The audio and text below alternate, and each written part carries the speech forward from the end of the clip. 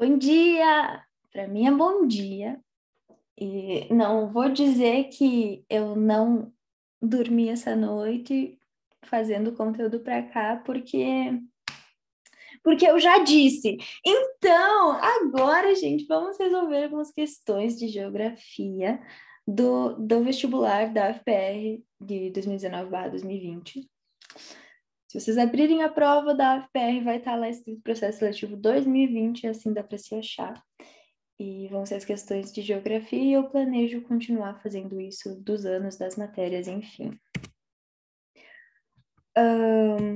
Então tá, vamos lá. A questão 69 é o seguinte. A respeito das projeções cartográficas, seguintes afirmativas, vamos ver quais são certas. Eu já deixei com um gabaritozinho aí para dar mais certo, não ficar perdido, enfim. Primeiro, a gente tem que ver se está certo ou não, depois a gente iria para as afirmativas que a gente ainda não saberia as respostas. Certo.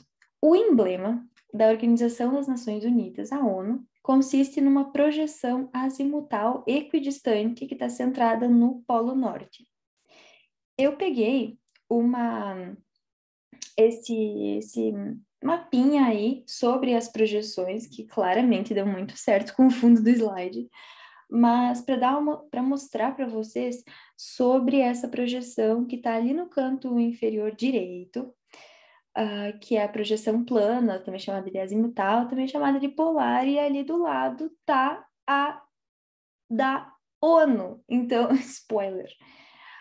Como vocês conseguem ver, vocês veem que as linhas dos paralelos e dos meridianos estão, cada uma tem uma mesma porção para todos os lados. Então, elas estão nessa relação de equidistância. Cada uma está com a mesma distância uma da outra. Os paralelos, eles estão formando esses círculos concêntricos e os meridianos são retos e todos eles também se encontram no centro. Esse tipo de projeção ele é bem usado para navegações e para quando precisar representar o mapa de uma maneira mais imparcial, porque embora aqui seja colocado o seu centro no Polo Norte, se fosse colocado no Polo Sul, não daria para ver metade dos outros países, porque daria para ver o Polo Sul, a Antártida, né, que é muito grande, e a pontinha da América Latina e da África, talvez, de repente, da Austrália também, mas assim a gente consegue pegar todos os países de uma maneira mais imparcial, digamos assim. Mas vocês percebem que as áreas, elas não ficam sem distorções, elas estão bem distorcidas, não dá para usar esse mapa se quiser fazer uma relação de área, por exemplo, né? Mas, sim, então essa afirmativa está certa. 2. É impossível transferir a superfície curva da Terra para um plano sem desfigurá-la ou alterá-la. E é um motivo pelo qual a representação que mais se aproxima da realidade permanece sendo o globo.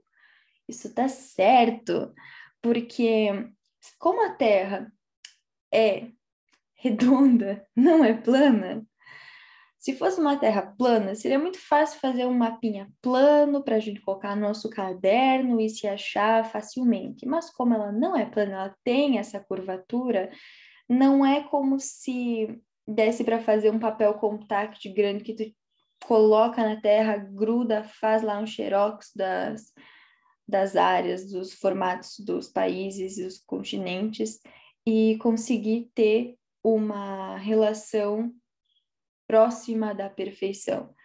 Por isso que quando a gente vê um mapinha que ele é retangular, ele está bem distorcido. Deixa eu ver se aqui, ó, tem a projeção de Mercator nesse mapinha mental e a projeção de Peters.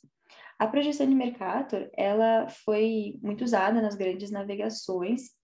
Ela mantém as formas dos continentes, então ela é uma projeção conforme, só que tem toda aquela questão de que é um mapa eurocêntrico, porque a Europa está no centro, e também tem a questão de que não existe por exemplo, colocar a América Latina, a América do Norte para cima, a América Latina para baixo, a Central no meio. Não, como no universo não tem exatamente um parâmetro, a gente costuma representar dessa maneira porque ficou a mais usual. Mas não estaria errado, por exemplo, estar invertido, estar um para o lado, outro para o outro, ao invés de o Polo Sul tá para cima e o Polo Norte está para cima e o Polo Sul está para baixo, eles poderiam estar, de certa forma, representados como se estivessem deitados, sabe? Não estaria errado, mas é a convenção desses mapas. E essa projeção de Peters, a gente vê que ela mantém as áreas, então ela é chamada de uma projeção equivalente e ela, entre aspas, valoriza mais os países que estão abaixo da linha do Equador, que a maioria são países subdesenvolvidos. Se você tirar dali um que outro, como a Austrália, Nova Zelândia, se enquadra nisso. Mas, enfim. Então, essa 2, ela tá certa. A 3. Na projeção de Mercator, que é essa de cima ali que a gente viu, as distâncias entre os paralelos aumentam. Paralelos são em relação à linha do Equador, tá? Na horizontal, aumentam à medida que se afastam da linha do Equador. Então, isso inviabilizaria o seu uso para navegação. Então, vendo aqui, dá para ver que as distâncias dos paralelos estão aumentando não em relação à linha do Equador. A linha do Equador é justamente a linha que divide o planeta entre, digamos, a metade. Dá para ver aqui que conforme vai para os polos, essas distâncias entre os paralelos, que são essas linhas na horizontal, vão aumentando. Então, aqui ele disse que aumenta à medida que se afastam da linha do Equador e isso inviabilizaria o uso para navegação? Não inviabiliza o uso desse mapa para navegação. Se tivesse parado ali na linha equatorial, tudo bem, mas não inviabiliza, então não está certo. E a 4, as projeções polares são apropriadas para representar regiões de altas latitudes, ou seja, representação polar é aquela representação azimutar, representação que está na bandeira da ONU. Elas são apropriadas para apresentar as regiões de altas latitudes, só recapitulando. Aqui, por exemplo, que tem aqui o planetinha, com aqui sendo o Polo Norte e aqui o Polo Sul, tomando como referência esse daqui, essa linha do Equador, ela é o paralelo zero. Conforme sobe ou desce, aumenta esses graus, tá? E os meridianos também, o meridiano de... Agora esqueci o nome desse meridiano. Mas o meridiano central, ele também vale como zero. Quando vem para cá, vai aumentando. Quando vem para cá, também vai aumentando. Nossa, esqueci o nome do meridiano. Enfim, meridiano de... Nossa, esqueci. Enfim, então, são apropriadas para representar essas regiões de altas latitudes, ou seja, os polos, como diz o nome, até aí tá certo, além de terem grande utilidade na navegação aérea e na análise geopolítica. Então, eles também são usados para navegação marítima, se eu não me engano, então imagino que para navegação aérea também pode ser usado, porque se for usado o equidistante, tá tudo bem. E essa questão da geopolítica, como é a própria bandeira da ONU, porque é uma forma de representação do mapa que não deixa um país no centro, um país não, um continente no centro, como seria, por exemplo, o caso de Mercator, ou os países subdesenvolvidos daqui da projeção de Peters, aqui é a projeção azimutal, a plana, a polar, é considerada como uma das mais imparciais, digamos assim. Então, isso nos daria a alternativa D, 1, 2 e 4. Só para comentar um pouquinho mais sobre as projeções cartográficas, porque a UFPR gosta bastante de cobrar a cartografia, é o seguinte, como a gente viu até aqui, está escrito aqui no mapinha, todas as projeções apresentam distorção da realidade. Só o globo que representa as menores distorções, mas o globo também não é a Terra, não existe uma representação perfeita da Terra, que não a própria Terra. Ai, Platão.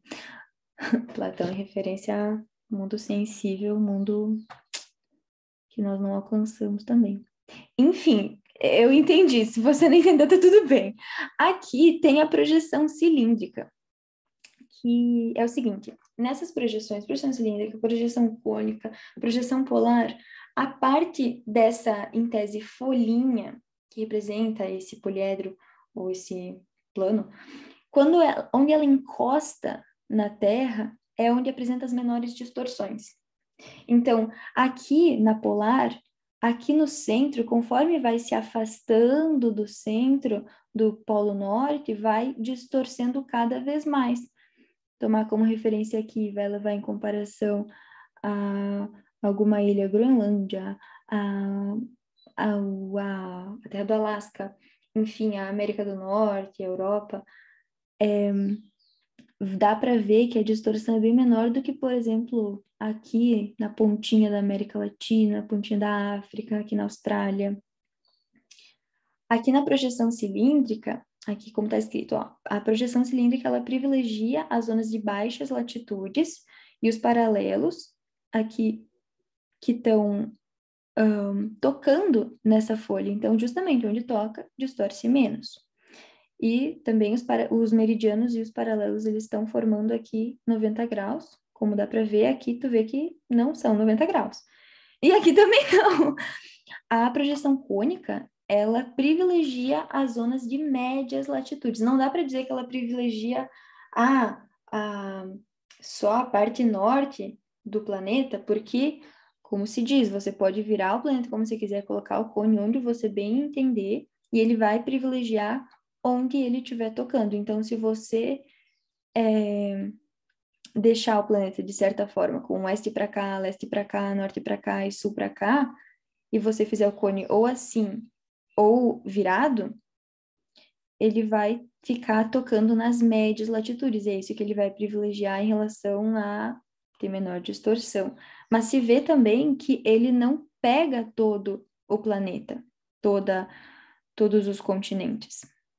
E as características são os paralelos em semicírculo e os meridianos se encontrando, porque os meridianos são essas linhas aqui na horizontal, tu vê que elas continuariam e se encontrariam aqui, como se formasse um leque. Próxima questão. Em 1º de julho de 1997, Hong Kong, uma ex-colônia britânica, passou a fazer parte da China, sob acordo Um País, Dois Sistemas, que assegura certa autonomia ao território de cerca de 7,4 milhões de habitantes. É considerada uma região administrativa especial. Hong Kong tem o seu próprio sistema de leis, tem diversos partidos políticos e direitos essenciais que são garantidos. Sobre isso, considere as alternativas. Antes de entrar nas alternativas, eu só quero fazer uma visão que contemple, palavra chique,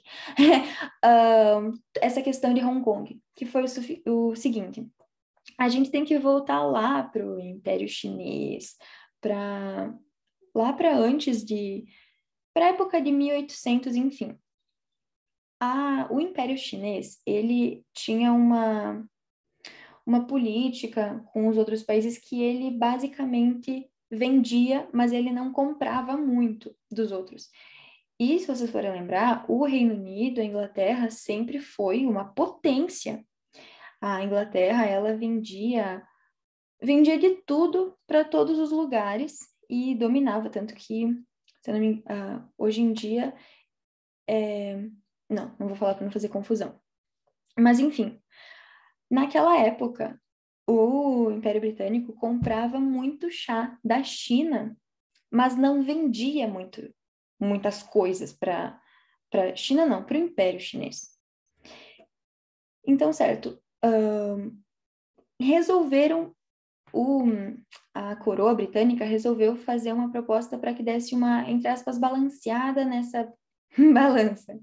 Eles queriam vender alguma coisa e eles decidiram que eles iam começar a vender muito ópio, que já tinha sido usado para fins medicinais, mas já estava sendo muito vendido e comercializado como uma droga. E daí tem toda aquela questão que você já deve ter ouvido falar sobre as guerras do ópio, porque começou a haver um descontrole extremo, o próprio governo, o Império Chinês, estava percebendo a bagunça que estava fazendo dentro do território, da população, as pessoas elas estavam realmente se drogando. E daí foi os líderes vou chamar de China, e mandaram uma carta lá para a coroa britânica para falar para não vender mais o ópio porque estava dando problema, e o Reino Unido simplesmente finge que não viu. E daí os chineses começam a proibir a compra do ópio e isso vira ilegal. Só que ainda assim, como muitas pessoas já tinham ficado viciadas, esse comércio não para. Até o momento que o governo apreende, não deixa entrar no país muitos navios que estavam levando ópio. E a Inglaterra não encara isso com bons olhos. E daí começa a Primeira Guerra do Ópio. E a China perde e ela é forçada a assinar o Tratado de Nanquim. Esse tratado, ele dá várias punições para a China. A China tem que construir muitos portos para comercializar com o exterior, porque toda essa fusária tinha começado porque a China não comprava dos outros, ela vendia. E agora ela teria que construir muitos portos para realmente comercializar. E uma dessas punições seria entregar Hong Kong para o Reino Unido, para o Império Britânico, para a coroa. E isso foi em 1842. Depois vai ter a Segunda Guerra do Ópio, que a China vai tentar dar a volta por cima, não vai conseguir, vai perder, vai ter que assinar o Tratado de Tianjin. Só que também não vai gostar, vai tentar de novo dar a volta por cima, vai perder mais uma vez, vai ter que daí assinar o Tratado de Pequim, vai ter que dar a parte da Indochina para a França, e um monte de coisa, construir mais portos, foi péssimo. Mas voltando para Hong Kong, durante 150 anos mais ou menos, Hong Kong ficou sendo governado pelos ingleses e volta para a China só, como está ali escrito, em 1997. E daí, desde lá, é conhecido como um país com dois sistemas e Hong Kong tem essa liberdade de autonomia até 2047. Foram dados 50 anos para que Hong Kong se governasse e depois ninguém sabe o que vai acontecer. Em tese, Hong Kong vai voltar a fazer parte do domínio da China, só que isso não seria uma coisa interessante, porque Hong Kong é um território mais voltado aos ideais capitalistas e a China é complicado, mas não é a política da China é socialista. Embora seja muito relativa essa questão, mas 2047 promete, viu, gente? Enfim, primeira afirmativa. Hong Kong foi cedida ao Reino Unido em 1842, após a Primeira Guerra do Ópio, quando se tornou uma colônia britânica. Certo, vimos pela história que está certo. Segundo, pelo acordo, ficou assegurado que nenhuma alteração poderá ser feita no sistema de governo de Hong Kong e seu estilo de vida até 2047. Certo também. 3. O governo central chinês tem afirmado de maneira recorrente a sua jurisdição sobre Hong Kong, mas evitando atritos políticos entre os dois sistemas. Não, a China, ela fica pegando bastante no pé de Hong Kong. Hong Kong não quer não quer deixar a China ficar botando as suas patinhas lá por cima. Então, tem atritos políticos entre essas duas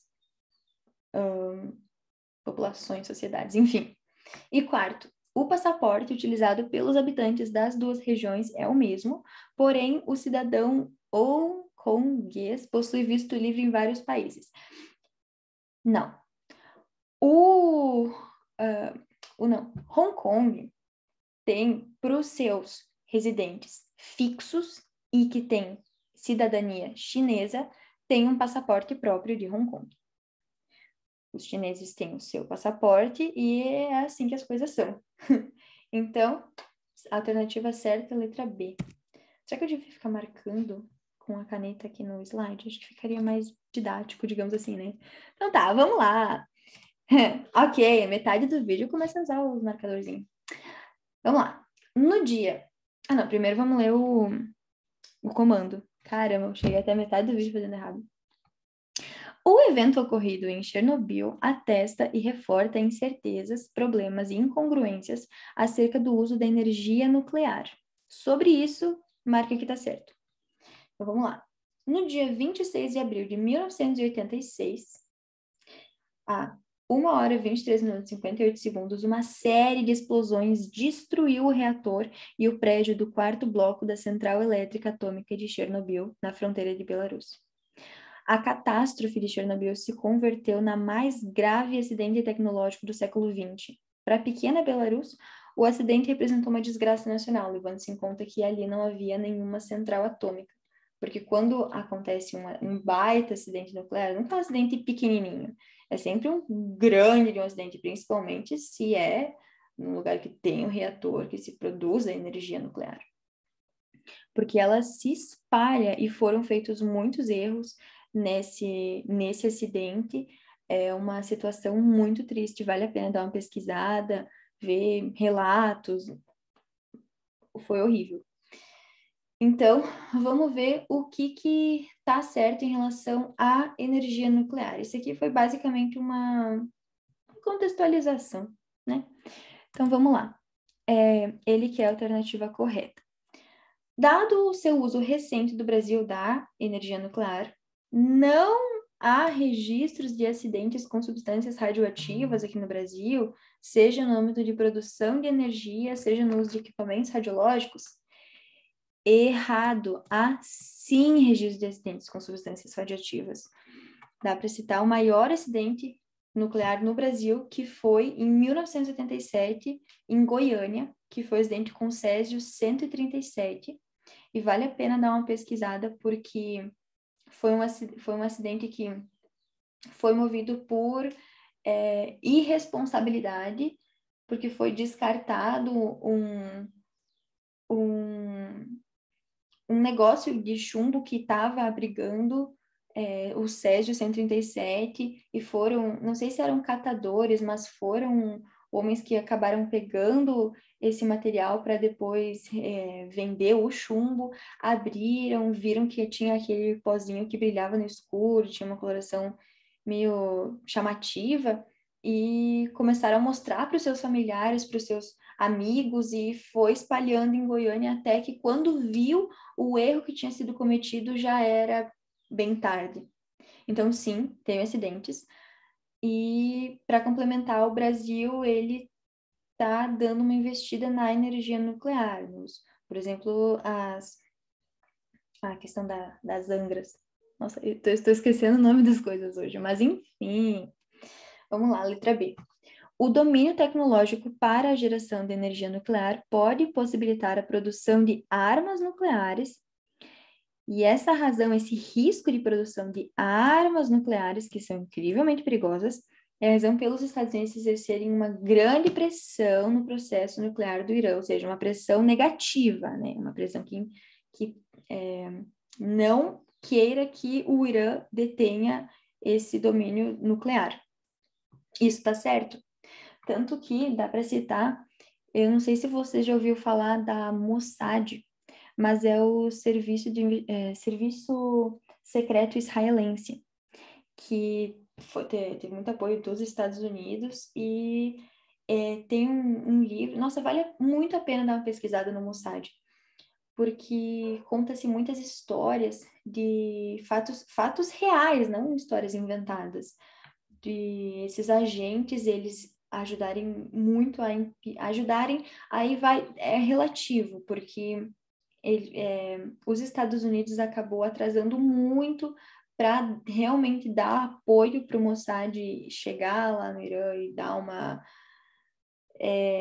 resolvida nas coisas, uma investigada bem maior, se deixou ferver muito na panela até que se começasse a dar uma atenção para isso, e hoje em dia já eu não consegui encontrar muitas notícias sobre como está a situação nuclear lá no Irã e nos arredores, mas eles estavam já há anos bem adiantados nessa questão. Então, vale a pena dar uma pesquisada nesse sentido. Eu não posso me estender muito, porque senão esse vídeo vai dar 17 horas, né?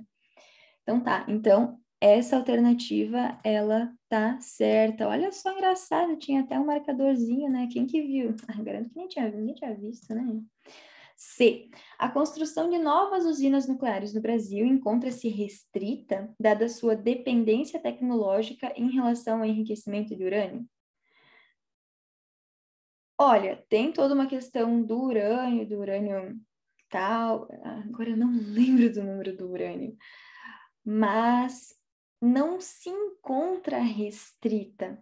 Por mais que sim, já tenham acontecido acidentes e seja um tipo de tecnologia arriscado, porque não é como se os acidentes fossem muito frequentes, mas quando eles acontecem, eles são memoráveis. Mas não, não se encontram restritas a construção de novas usinas nucleares por causa da dependência tecnológica do urânio. Não, isso, né, é uma justificativa descabida. A reduzida participação da energia nuclear na matriz energética japonesa, a reduzida, é decorrente da preocupação com... Desculpa, estava lendo um negócio aqui. Da preocupação quanto à capacidade de as usinas suportarem atividades sísmicas no país. Então, não é exatamente reduzida essa participação da energia nuclear para a matriz energética do Japão. Eles usam bastante, eles constroem várias usinas, mas é realmente muito preocupante. Tanto que acho que ultimamente até tem sido meio controlado isso assim, porque o Japão, ele é muito instável sismicamente falando, ele tem terremotos, ele tem tsunamis, ele tem problemas já. Só que como ele não tem muitas riquezas naturais, por assim dizer, ele não teria muito, por exemplo, gás natural, vamos ver, não sei como é que é a relação dos ventos, mas a hidrelétrica, por exemplo, aqui no Brasil, a gente tem bastante condição de construir mais usinas hidrelétricas, porque nós temos uma boa disponibilidade de água, nós temos locais que deveriam ser mais aproveitados nesse sentido, por se tratar de uma fonte de energia renovável, mas daí também é polêmica a questão, por causa da questão de inundar vários territórios, enfim. Mas a questão do Japão é que é instável, é muito perigoso, mas ainda assim não é reduzida a participação desse tipo de energia. É rotineiro se ver nos países mais desenvolvidos, a energia nuclear está mais presente. E letra E, o acidente de Chernobyl influenciou a opinião pública acerca da aceitação da energia nuclear? Isso sim. Repercutindo na queda de sobrevivência nos países industrializados? Não, bem como eu falei, quando é um país muito desenvolvido, mais industrializado, ele costuma ter uma maior participação da energia nuclear na matriz energética. Embora que seja controverso, mas se fala dos riscos do uso dessa energia, mas não está em queda. Você deixa eu apagar aqui os desenhos. Pronto, vamos lá.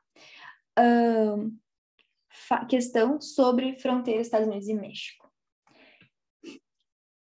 Vou construir um grande muro. E ninguém constrói muros melhor do que eu, acreditem. Para além disso, vou fazer com que o México pague essa construção. Essa frase foi dita por Donald Trump e se revelou como uma medida que chocou muitas pessoas e agradou muitas outras. Essa fala remete a uma região de conflito, ou seja, Estados Unidos e México. Isso é uma questão bem conhecida. A respeito disso, o que está certo? Letra A.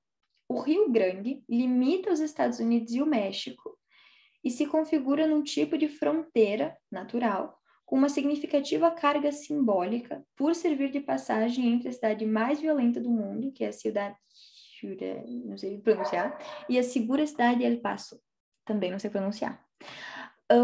Essa questão eu vi que ela deu bastante polêmica entre os estudantes, que diz que foi uma questão mal formulada, um pouco desatualizada, mas enfim, o que dá para falar é que realmente tem um rio que ele faz uma fronteira na parte, a fronteira leste, digamos assim, se você considerar a fronteira como uma retinha que um lado é oeste e outro lado é leste, tem realmente esse grande rio, que ele é um tipo de fronteira, ele tá lá correndo pela fronteira, sendo natural, e tem muitas pessoas que acabam atravessando esse rio a barco, e não é recomendado, tem muito problema, as cidades que são fronteiriças dos Estados Unidos, elas realmente, a população reclama muito disso, porque não tem como eles darem conta de todo mundo, porque as pessoas chegam lá desesperadas por ajuda.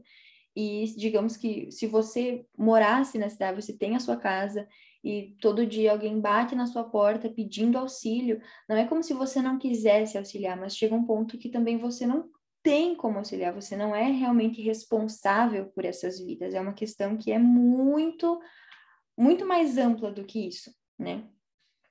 Mas, enfim, também se diz que essa cidade, que é dita como a mais violenta do mundo, é uma das mais violentas. Não é a mais violenta. Então, é uma questão questionável. Então, mas ela é a dita como certa. Então, é a que vamos marcar. Vamos ver se as outras estão mais erradas do que essa, nesse sentido. Não é certo exatamente dizer que a alternativa é mais errada que a outra quando uma devia ser certa e outra deveria ser errada, mas o mundo não é perfeito. Letra B. Embora o maior controle da fronteira dos Estados Unidos com o México reforce tensões políticas e humanitárias na região, não reflete na capacidade de interação regional do NAFTA. O NAFTA é o bloco entre Estados Unidos, Canadá e México. E, inclusive, eu acho que o nome dele foi atualizado, mas agora não tenho certeza. E, assim, não tem como você brigar com o seu vizinho e na reunião de condomínio vocês ficarem sorrindo e se dando abraços. Seria extrema falsidade. E se na reunião de condomínio vocês dois querem resolver os embates entre vocês, não faria muito sentido realmente isso acontecer. Então, tem toda essa tensão política, esse atrito, essa questão humanitária na região da fronteira, e os Estados Unidos, como ele é o Big Bang do mundo, no seu próprio bloco, ele vai colocar o dedo dele, o que vai fazer o que ele quiser fazer, tanto que uma coisa que os Estados Unidos costumam fazer bastante é mandar, agora não lembro se o nome é filial das empresas, mas ele manda a parte para os operários mexicanos construírem as coisas que os Estados Unidos depois vão revender. Então, os Estados Unidos se aproveita bastante do México e o México não tem exatamente como revidar, a menos que ele queira ser taxado como alguns outros países também já foram, como é o caso dos países que estão aqui perto da gente. Então, essa afirmativa está errada. O controle da fronteira com o México teve início na década de 80, na tentativa de se combater o tráfico de drogas proveniente da Colômbia. Não. Ambas orações, será que eu posso dizer isso? Não sei lá muito de português. Enfim, essas duas aqui estão erradas. Porque, primeiro, o controle da fronteira não teve início na década de 80, teve início já na independência das 13 colônias americanas, porque é só você pesquisar e você vai ver que os Estados Unidos, ele, desde lá, ele estava sempre querendo expandir o território, ele comprava muitas terras, mas do México ele também dava uma surrupiada. Então teve terras que, olha, o México, se ele ficasse com todas as terras que ele tinha desde o início, ele seria muito grande. Mas os Estados Unidos, eles tanto avançaram lá para o oeste, teve a marcha para o oeste, o Destino Manifesto, né? aquela questão, tem uma obra que é representada como se fosse essa mulher que ela está levando o conhecimento, a sabedoria para os povos bárbaros é a palavra errada, mas é nesse sentido que habitavam o oeste de onde hoje é os Estados Unidos, aquela parte. Então, do México, eles sempre estavam tentando pegar terra. Ora, eles pegavam por pegar, ora, eles compravam, né? E também não teve início uma tentativa de combater o tráfico de drogas da Colômbia, porque também hoje em dia essa questão da fronteira, essa questão do muro, não está muito, muito relacionada às drogas, é mais a imigração mesmo. A política migratória dos Estados Unidos é paradoxal, visto que, a um só tempo, incentiva a importação de cérebros e é rigorosa com os refugiados políticos provenientes da América Latina. Nada a ver. Porque, assim, os Estados Unidos, ele é o país que mais dá bolsas para estudantes internacionais. Ele realmente faz uma importação de cérebros. Tanto que muitos indianos, muitos brasileiros todo mundo quer ir para os Estados Unidos quando não está tendo uma vida excelente no país que nasceu, porque a gente sabe que lá as pessoas têm mais oportunidades, sabe? É um país, é a potência do mundo hoje em dia. Mas não seria paradoxal num sentido de, ela importa cérebros, mas não quer imigrantes de países subdesenvolvidos, sabe? É compreensível, eles querem mão de obra especializada, sabe? É polêmico, mas é. E não é rigoroso com refugiados políticos da América Latina, muitos refugiados acabam indo para os países né? Enfim.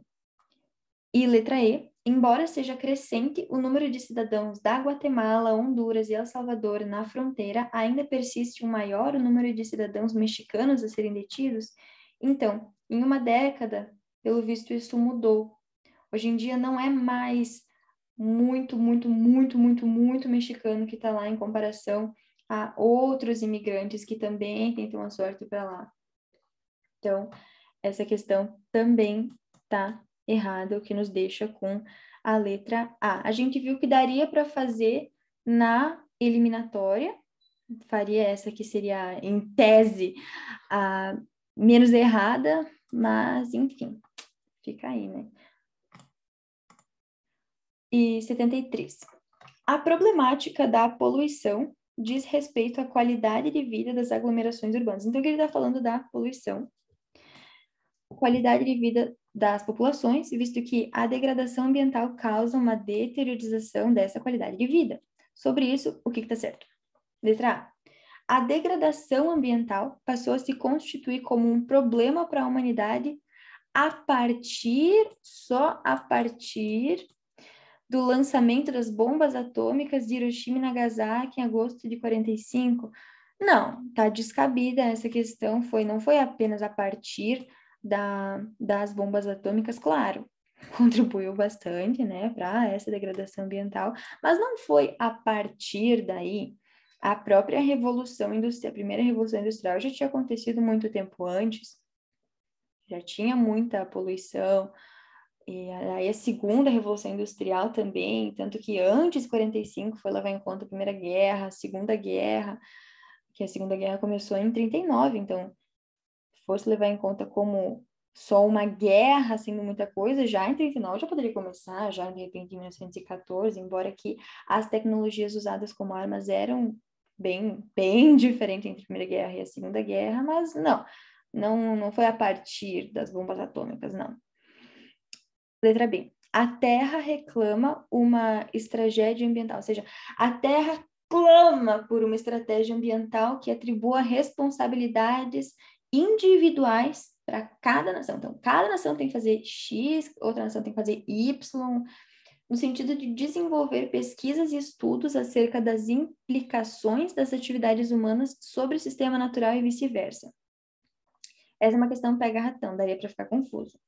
Entende? Então, tipo, se não descartou aqui agora, deixaria como, digamos, uma bolinha, sabe? Tá, tô entre essa aqui também, vai para as outras, vê se encontra uma que tu concorde mais, para marcar que tu tenha mais certeza, né? Então, vamos lá.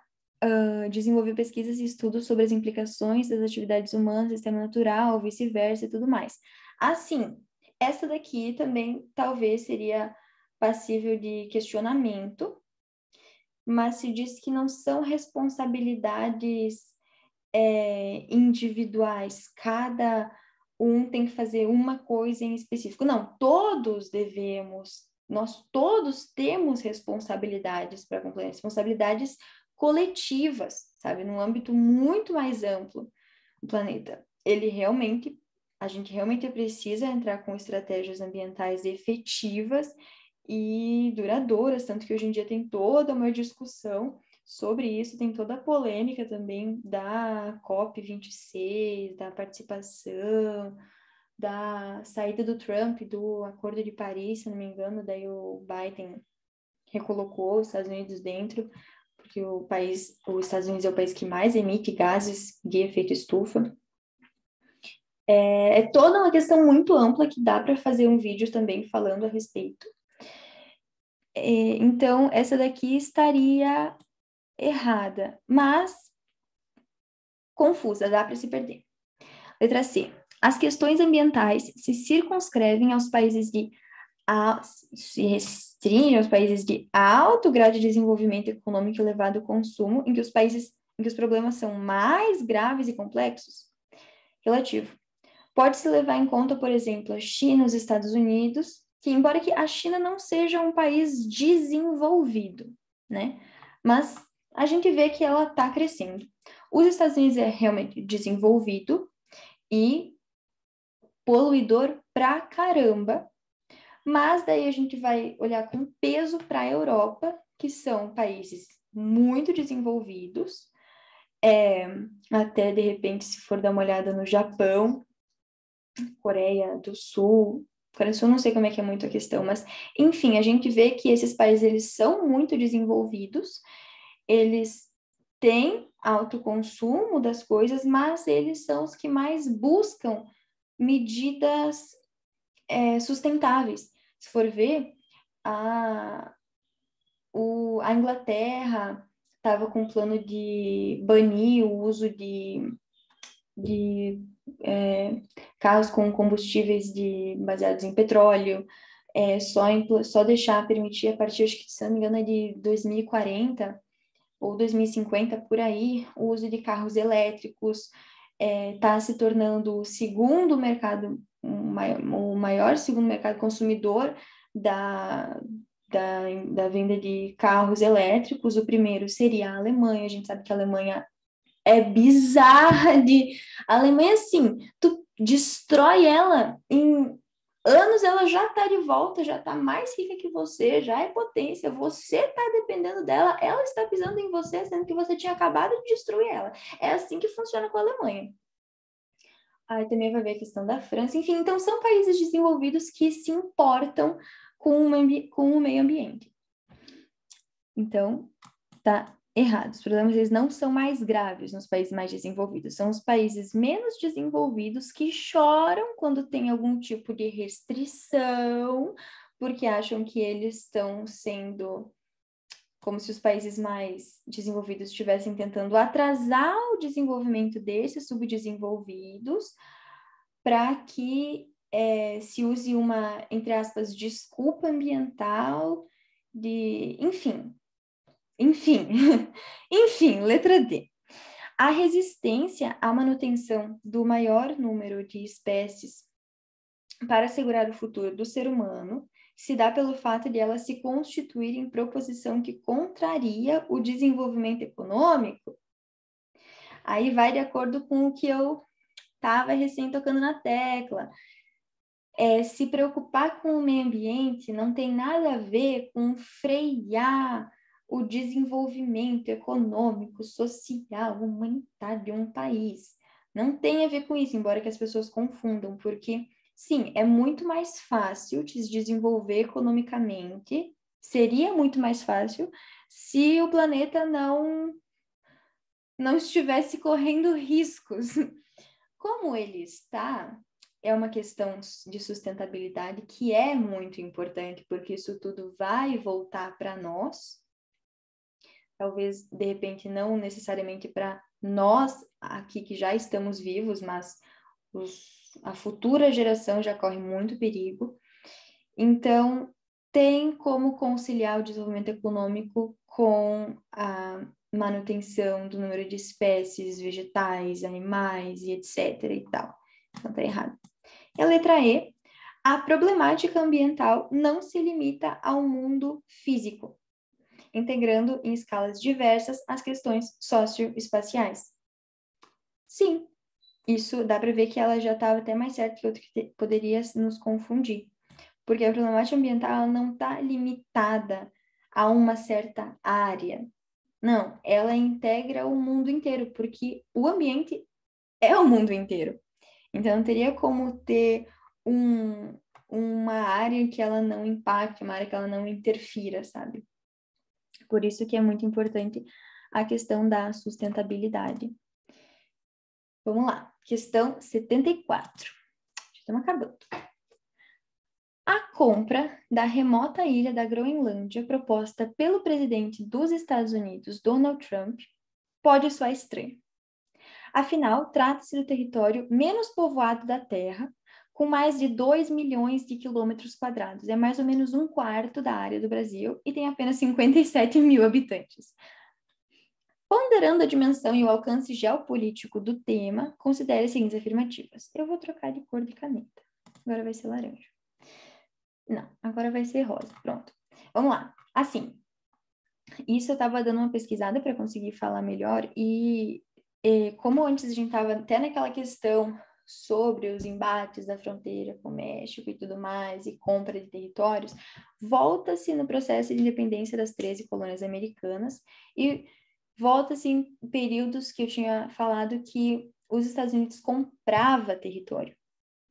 Os Estados Unidos já comprou o Alasca, comprou da Rússia a preço de nada, no momento em que a Rússia sabia que ia acabar perdendo aquele território e poderia não conseguir ganhar nada com aquilo, então aceitou vender e até tinha sido, se eu não me engano, acho que foi o Alasca, eu não lembro exatamente o nome do negociante estadunidense, né?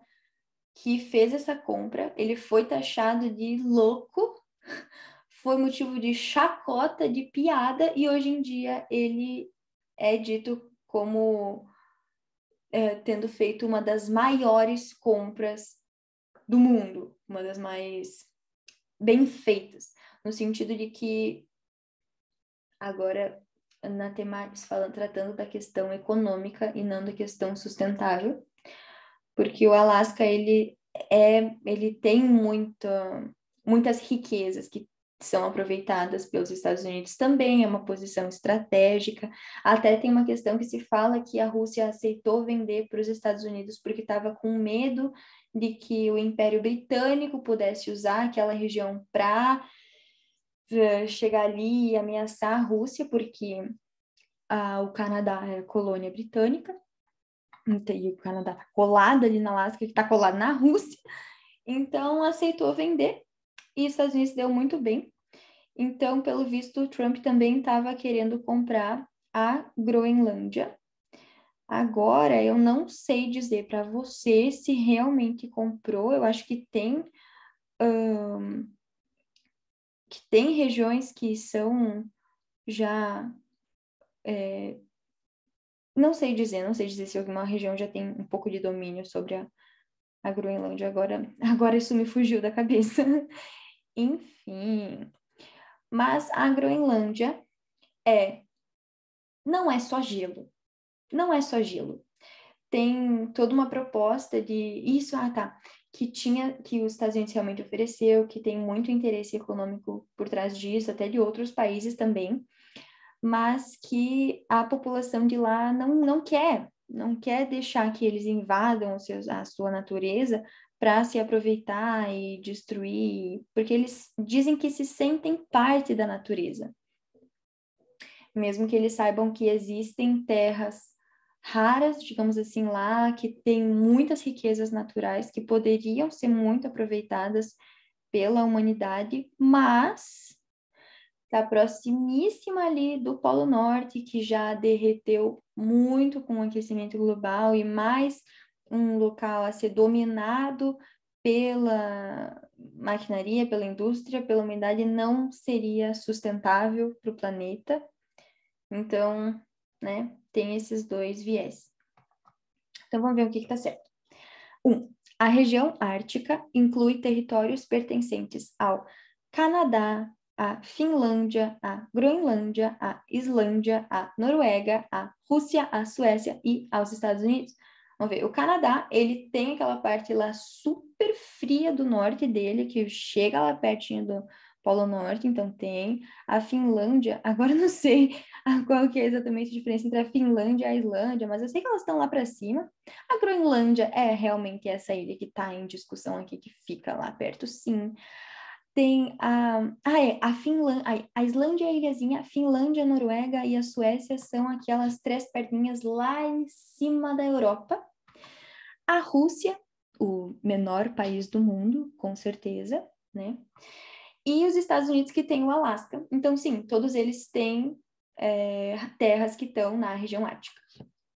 2. Os Estados Unidos possuem uma estratégia já consagrada de atuação na região ártica, construída a partir da aquisição do Alasca junto ao Império Russo em 1867.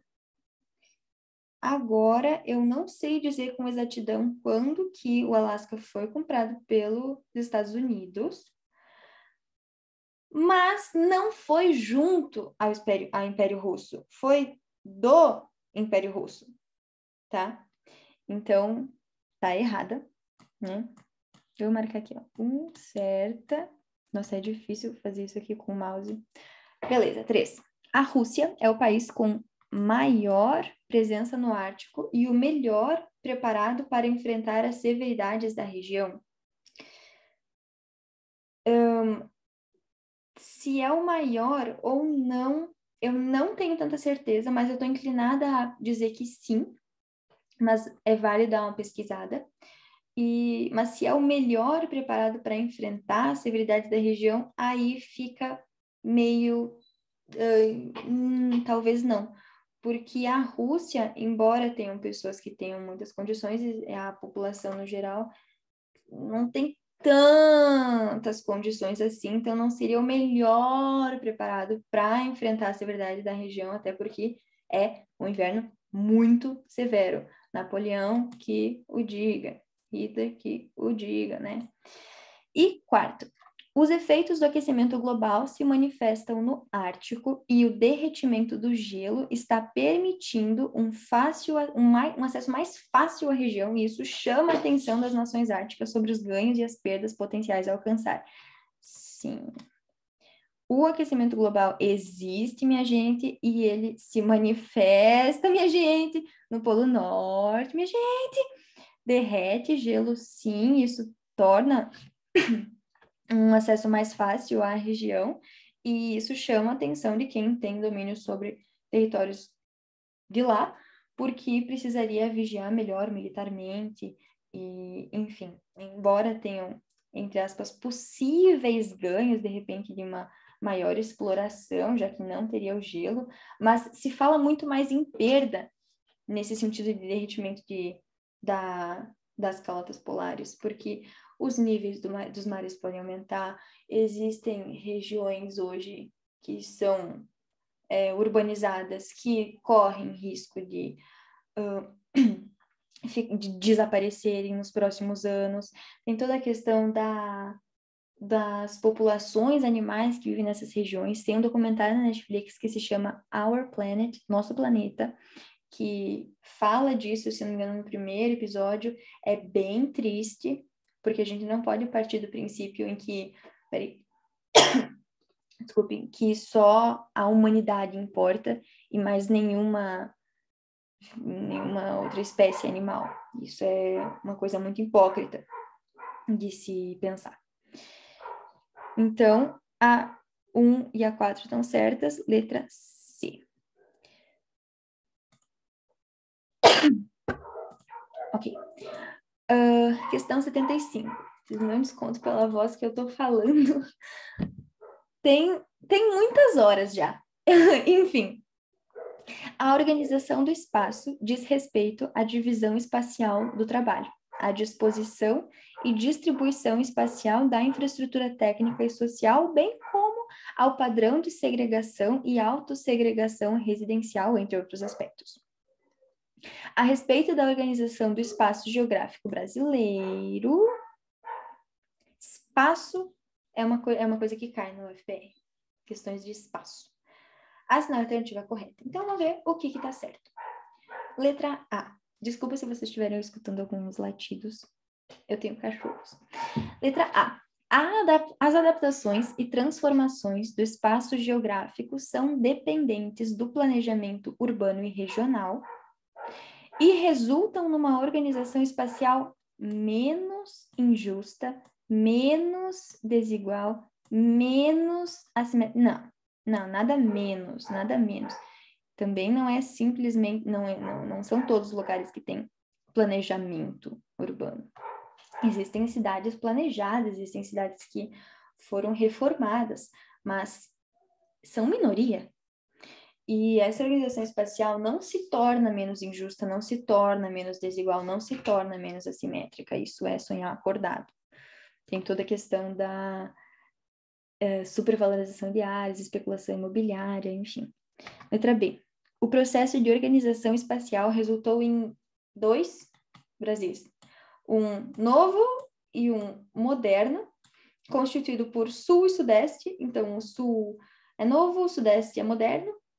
E um outro velho e arcaico, que é o norte, nordeste e centro-oeste. Não, essa visão aqui é meio preconceituosa. E não é atual, não. Todas as regiões têm os seus pontos positivos, os pontos modernos, que está se aumentando, infraestrutura que está se investindo mais, mas, notadamente, o Sudeste é a região mais desenvolvida, depois vem o Sul, enfim. Mas tem, sim, o crescimento dessas outras 3 regiões. Letra C. A rede urbana da Amazônia obedece a uma orientação dada pela rede hidrográfica da região? Sim. E não é só porque tem uma flechinha aqui. Sim. Se você for pesquisar sobre a divisão, a regionalização do Brasil nos termos de transporte, vai ver que no norte, como tem na Amazônia, tem muitos rios, enfim, o transporte se utiliza muito da água lá para se locomover. Como no resto do Brasil, no geral, as rodovias são muito mais utilizadas, mas também tem destaque, por exemplo, o Sudeste, o transporte aéreo também é bom, né?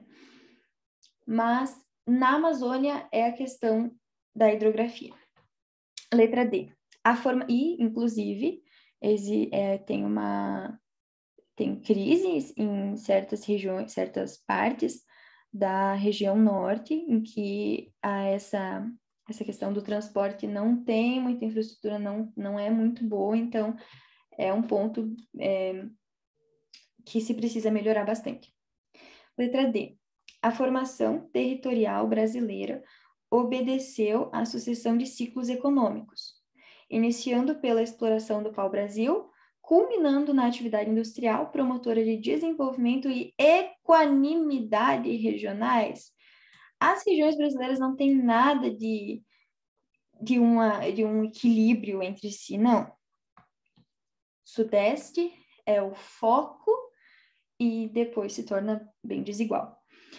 E essa questão dos ciclos econômicos, só para recapitular, foram 3 no Brasil, que foi pau-brasil,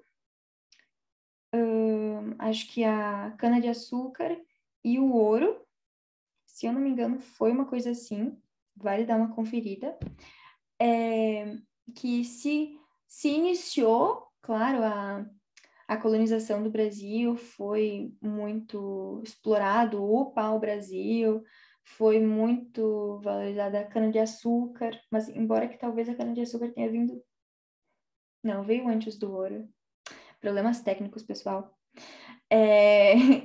Mas, se eu não me engano, o café, eu não sei se o café foi um ciclo econômico.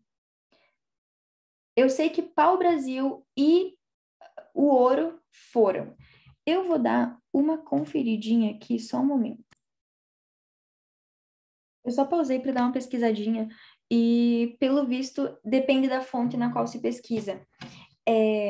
Eu tinha antes estudado por uma fonte que dizia que eram 3, mas agora não, eu vi que são vários ciclos. Teve o ciclo do pau-brasil, que foi o primeiro ciclo, né, de 1500 a 1530, conhecido pelo pré-colonial, foi antes da colonização, a colonização em si que foi mandada as pessoas, e, enfim, foi depois de 1530, pelos portugueses, né? Teve o ciclo da cana-do-açúcar, teve o ciclo do ouro, ciclo do algodão, ciclo do café, ciclo da borracha. A borracha se discute bastante, o café refutava a importância do café, né? Só se for tratado a período da República, o café tem muito foco, né? O ciclo do ouro também, não dá para contestar a questão que motivou em Confidência Mineira, mas em tendências do ouro, enfim. A cana-de-açúcar, sim, a plantação de açúcar, a competição com as regiões, as ilhas andinas, as Antilhas, enfim, tanto que até teve uma invasão lá da região Nordeste pelos holandeses, que tinha muita competição depois que eles foram expulsos, que eles foram para outras colônias e eles começaram a competir com o nosso açúcar, enfim. Que daí também do açúcar se tinham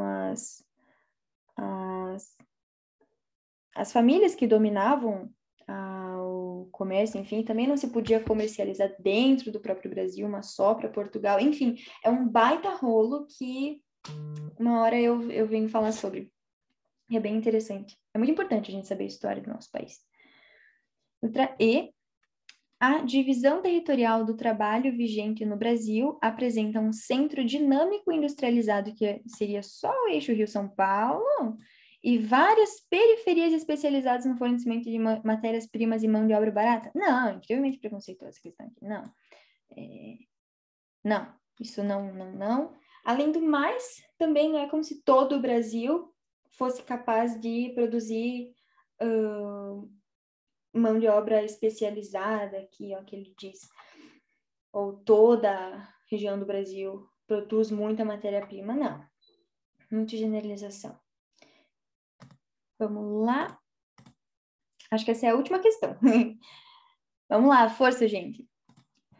Do México ao Chile, as áreas da África e a pontos turísticos do sul da Europa e no Mediterrâneo, o nível de estresse hídrico, então vamos falar de água, a quantidade de água extraída de fontes terrestres e superficiais em comparação com o total disponível está atingindo níveis preocupantes, senão se chamaria estresse hídrico. Então, vamos ver o que está certo.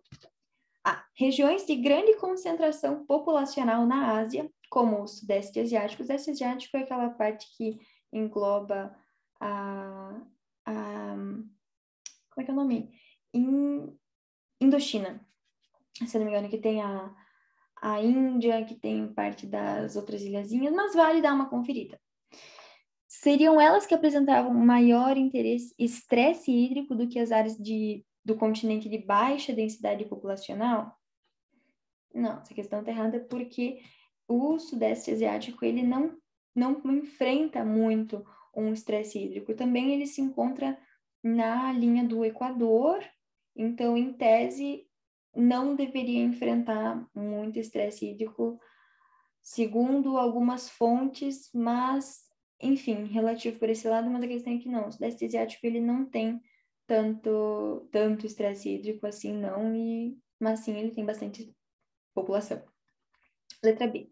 O Brasil possui, segundo a Agência Nacional de Águas, aproximadamente 12% da disponibilidade de água doce do planeta e, à exceção do semiárido nordestino, as demais áreas do país apresentam baixo risco de estresse hídrico? Não. Baixo, não. O problema do Brasil não é a quantidade de água, porque água, temos muita água doce. Nós temos, acho que por volta mesmo de 12% da disponibilidade de água doce do planeta inteiro. Nós temos o aquífero aquífero Alter do Chão, aquífero Guarani, que tem muita água. É muito interessante dar uma pesquisada nas curiosidades da quantidade dessa água. O problema, às vezes, é que, só falando um pouquinho, é que, às vezes, a impermeabilização do solo e o regime das chuvas, e onde que chove, acaba não conseguindo fazer um ciclo hidrológico suficiente para que seja sustentável a retirada dessa água, o gasto dessa água, a reposição dessa água. Mas, não. O problema do Brasil é justamente a má distribuição da água. Porque a gente vê que no Nordeste existem muitas pessoas que enfrentam uma seca danada. Muitas pessoas de lá também já tiveram que se mudar, tem todo o rolo da transposição do Rio São Francisco, que toda demorada, mal feita, enfim, né? Então, não, também em São Paulo, até ultimamente, com o regime das chuvas, está tendo várias regiões, até no sul, que está faltando água, então estresse hídrico está meio generalizado. Letra C. O estresse hídrico do continente africano é uma decorrência do excessivo uso de suas águas subterrâneas? Não, porque por mais que a África tenha uma boa quantidade de água subterrânea, tenham várias bacias, tenham várias reservas de água, eles não têm muita infraestrutura em si para pegar essa água. A gente ouve bastante que a África, ela é bem desértica, tem aquela região da África que tem o deserto, que tem um monte de deserto, né? Daí nos leva, de repente, a se enganar que não tenha muita água lá, mas deu uma pesquisadinha antes e tem. Só que a gente sabe como é que é a situação dos povos africanos. É uma situação muito complicada, então não dá para dizer que eles sofrem desse estresse hídrico porque eles tiram muita da água que está guardada debaixo do solo. A letra D. No sul da Europa, onde predominam verões quentes e secos, o turismo representa uma pressão adicional sobre os sistemas de água? Sim. Por quê? O sul da Europa, se você for, por exemplo, aquela parte que faz que se aproxima do mar Mediterrâneo, ele tem um clima mediterrâneo, tipo a Itália, por exemplo. E o clima mediterrâneo, ele caracteriza esses verões quentes e secos e os invernos chuvosos. Então, quando vai muita gente, claro que a gente sabe que a Europa vai muita gente para visitar, acaba pressionando o sistema da água, porque as pessoas, elas podem ir quando não está exatamente no inverno, quando já está numa questão de um pouco de estresse hídrico. E letra E, nos países andinos, a atividade industrial é responsável pela maior parte do consumo hídrico, superando o consumo agrícola e o residencial? Não. A área que mais consuma é a agropecuária. A agropecuária gasta muita água, enfim, muita água. A culpa do gasto de água não é o seu banho, tá? Não é. E a indústria também usa muita água, então, né? Enfim, então, a alternativa correta, letra D. Vou limpar os desenhos e vamos lá. E foi isso, gente. Foi essa correção das questões do vestibular da UFR de 2020. Deixei um recadinho, don't be a stranger, ou seja, além de geografia também tem aula de inglês, é isso aí. Ou seja, não suma, sabe? Se inscreva no canal se você gostou, deixe o seu joinha, deixe um comentário, se quiser fazer uma crítica construtiva, qualquer coisa que tiver para falar, se quiser pedir algum tipo de conteúdo, você é meu convidado e é isso. Valeu!